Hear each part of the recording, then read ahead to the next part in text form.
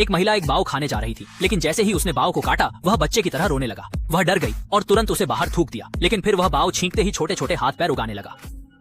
तब से महिला ने उस छोटे बाव को अपने बच्चे की तरह प्यार देना शुरू कर दिया। जहाँ भी जाती उसे साथ ले जाती, अपने रोजमर्रा के काम भी उसके बिना नहीं करती। बच्चे को बड़ा होते देख उसकी खुशी बढ़ जाती। लेकिन जैसे जैसे बच्चा बढ़ता गया, माँ बेटे के बीच की दूरी जाहिर होने लगी। ऐसी मान्यता है कि अगर तो सब अच्छा हो कमेंट में लिखा जाए तो सभी इच्छाएं पूरी हो जाती हैं। उस दिन माँ और छोटा बाव ताई ची में साथ नजर आए।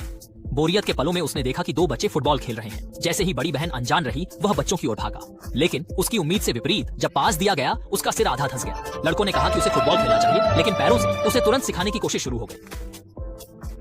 लेकिन माँ के इस तरह के संरक्षण को किशोरावस्था के छोटे बाव ने अपनाने से इनकार कर दिया। वह खुलकर विरोध करने लगा। वह पेय पीने लगा जिसे माँ पीने से रोकती थी। वह नियमित भोजन छोड़ देता और दिन भर कमरे में बंद होकर स्नैक्स खाता और फोन पर घंटों बात करता। जब चिंतित माँ कमरे का दरवाजा खोलने गई तो बेटे ने इसे देखकर नाराज होकर माँ को बाहर कर दिया। माँ और बेटे के बीच की खाई को पाटने के लिए महिला ने उसका मनपसंद खाना बनाया, लेकिन बेटे ने उसे देखने तक से इनकार कर दिया। वह जल्दी से दोस्तों के साथ मस्ती करने के लिए बाहर चला गया। सचमुच बेटा बड़ा हो गया तो माँ का बस नहीं चला।